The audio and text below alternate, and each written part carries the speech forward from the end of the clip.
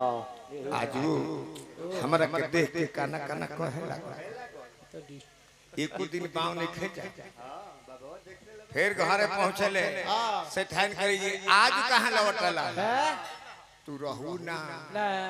GeM हम ढुकत रही तले लगुआ कहे जे गुरु निंदा सुने जो काना हम जान गए जी तो हमरा के कालियो से 5 ले लेबा आजो काना काना कहे लगल भागे नहीं ना और पहले से ठान कल जे रवा बुझाते नहीं रवा कथा के मध्य में ना शुरुआत में पहुंची तब रवा बुझाई चल ले तनी देरी हुई नु गई तले चिड़ैया बाबा के कथा गइल बा कहां बाली बद के मुंड तो है काना से ठवा ढुकता मुंड तो है अतिशय अभिमान अनारी सिखावन करसी न काना दौड़ के चिड़ैया बाबा के गोड़वे धोक कहली जी बाबा रवा तो गम जानियो बनी जी कैसे जानत नहीं है कि हमर मौगी रोज हमर के घरे सिखावे बानी बाबा रवा काहे खातिर हो जा पहुंच काहे जे बहु जा हई देखो नारदी विधा के सुमिरन गाओ सुमिरन माने का होला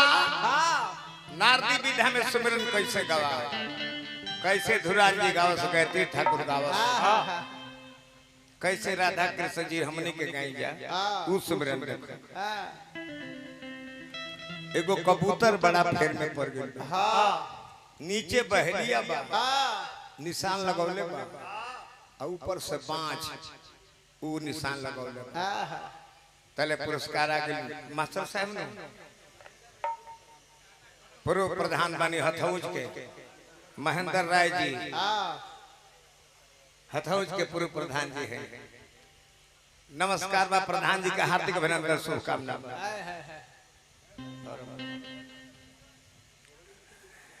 अब कबूतरवा तो फेरा में पड़ गई यो का करी नीचे जाता नहीं तो बहलिया बा अब बहलिए वो जो नहतर मौगा है टाइप के है ऊपर वो जान छोड़ी ना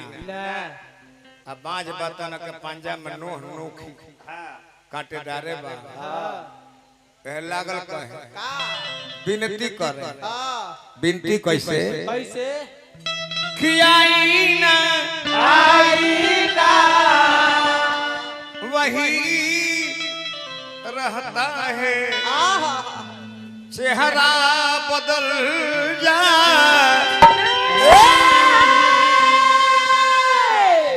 हे जग के हितकारी प्राण के रक्षा करी नीचे हूँ दुश्मन बा ऊपर दुश्मन बा खियाईना ए जग हितकारी ना तो मुदैया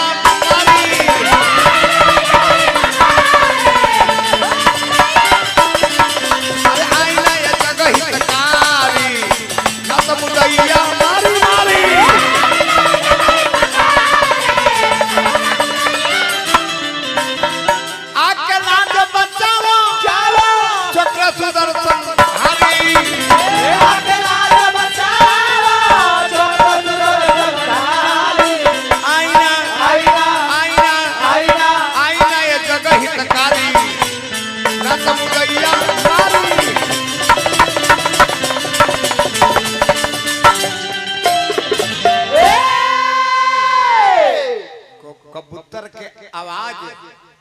तेरी सुन के प्रभु श्री हरि नारायण सांप बन गए अब बहलिया जो निशान लगौले जाके कंगड़िए में भड़कल बाण छूट गई जाके ऊपर बाँच के लग कबूतर के जान बच गई बहलियो मरा गई अब बाजो मरा गई तब कबूतर एक कन्हैया के बिनती सुननी हे भगवान अब मोरी विनती सुननी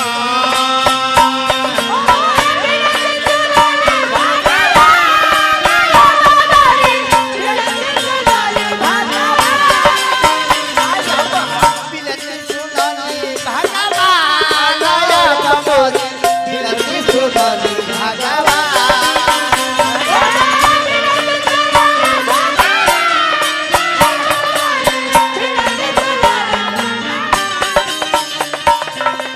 नीचे बहेलिया बानर तला है ऊपर बाज गड़रा नीचे बहेलिया बानर तला है ऊपर बाज गड़रा नीचे बहेलिया बानर तला है ऊपर बाज गड़रा नीचे बहेलिया बानर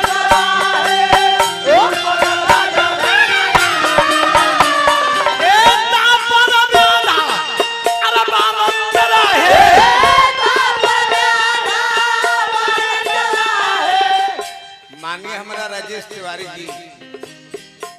मुझे ही से चल गए बनी राजेश बाबा के बाद बापा लगी आशीर्वाद की प्रतीक्षा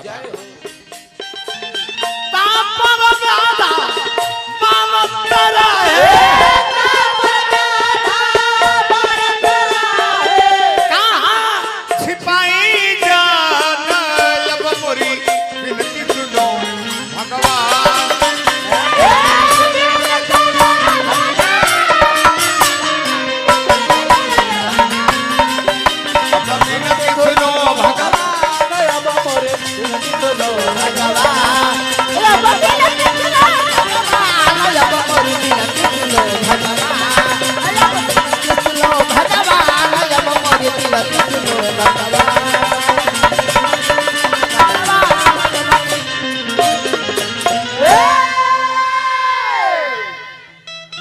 सुमिरन सुननी नु अब सावन महीना हो कुल साल के चीज सुनी